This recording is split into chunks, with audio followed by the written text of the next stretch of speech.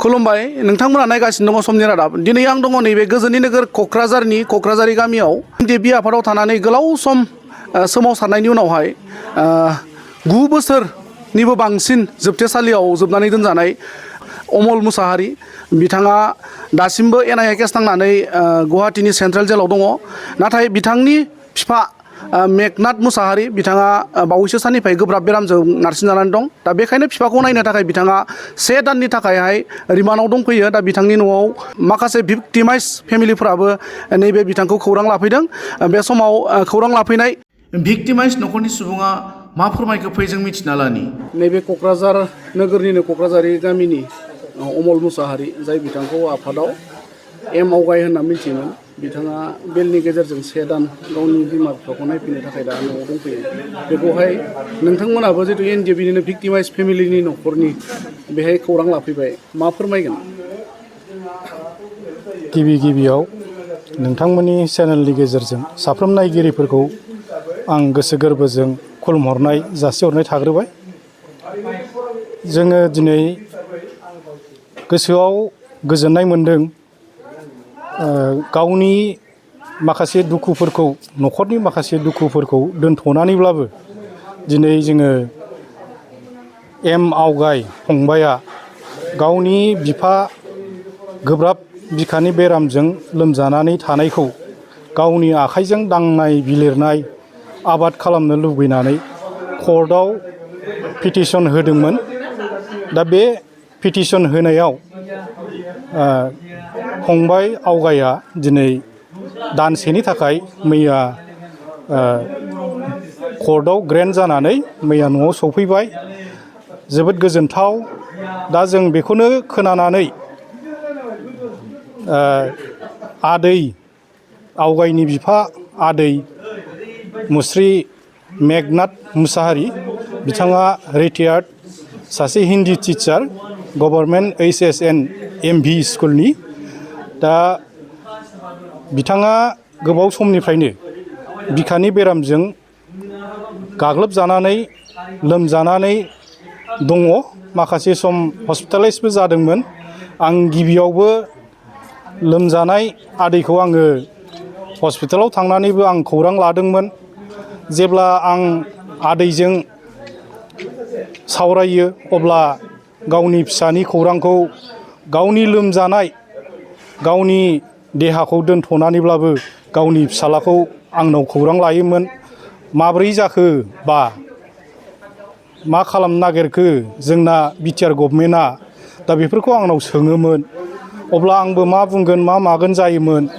दा आदैयाबो गोदोनि सासे लेखा गोरों सुबुं रिटायार्ड टिचार बिथाङा गोबां खोथा मिथिगौ गोदोनिफ्रायनो हारिनिबो गोबां आदैनाव बिहोमा दङ बर' हारियाव गोबां बिहोमा दङ बर' हारिनि समाजनि गोबां खामानि मावबोदों आदैया दिनै बिथाङा गोब्राब लोमजानानै गावनि फिसाला एम आवगाय बिथांखौ जेलाव थादोंब्लाबो गावनि खाथियाव लुबैनानै आंनि सिगाङाव बुंबाय थायोमोन नाथाय आं माखासे खोथाखौ बुंजोबनो हायाब्लाबो आदैजों आङो गोसोखौ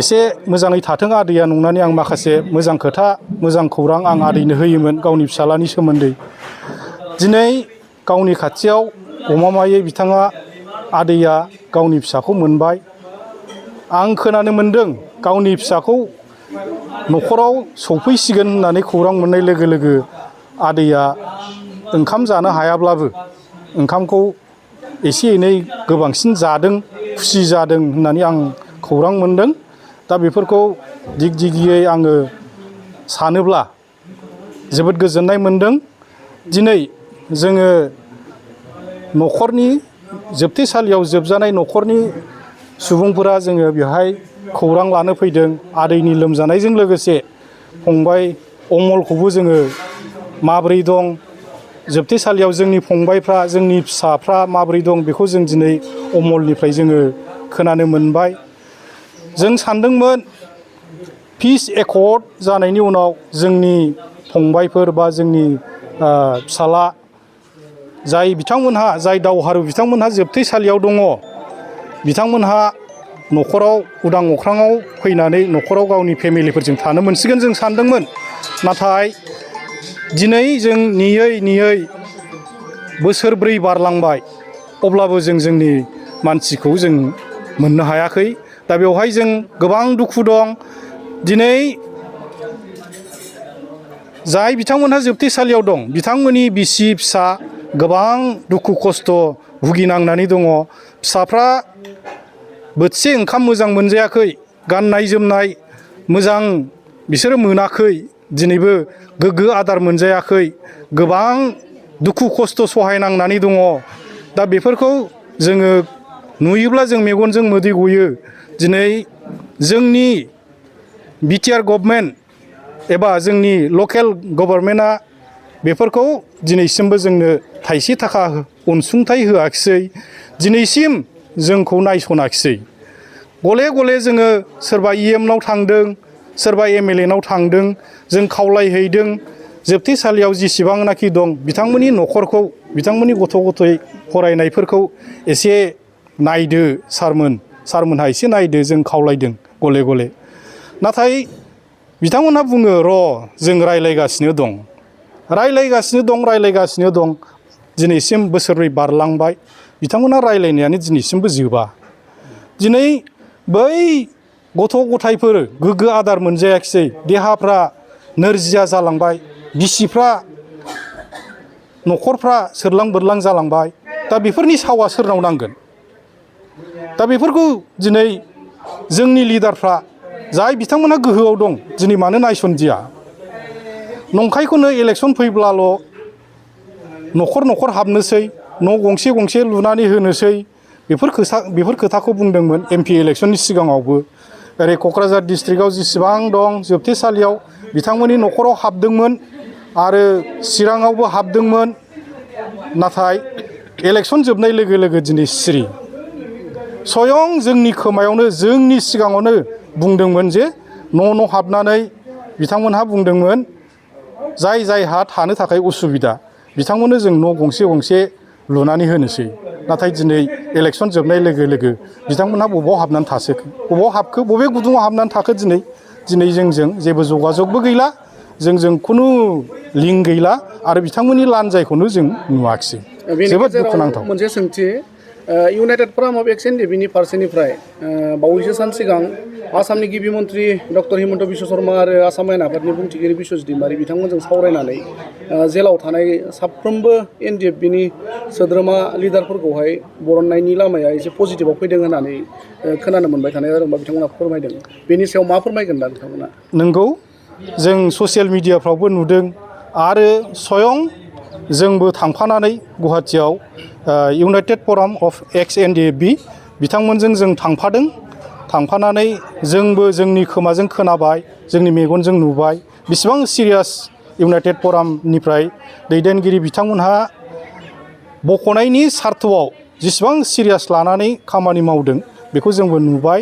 सैथो नंगौ, रियेला मा जों दा नुनो मोनदों।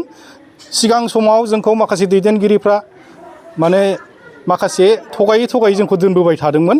माखासे खोथाफोरखौ ओरैनो मिडियाफ्राव गेदेर बुंदोंमोन, नाथाय मावनायाव प्रेक्टिकेलि जिर'मोन। दा जोङो इउनाइटेड फराम बिथांमोननि दैदेनगिरिफोरखौ जोङो साबायखर बावदों।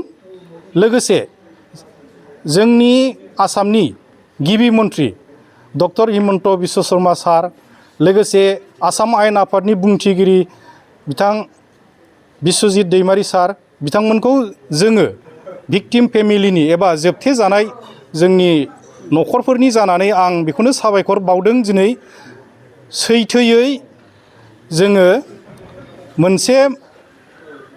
माखासे जोङो गगोन बा मोजां लामाखौ जों दिनै नुहुरबाय आरो रियेलि दासो खामानि मावनाया जागासिनो दं होननानै जों आसा खालामनो हायो। गोजोन्थों।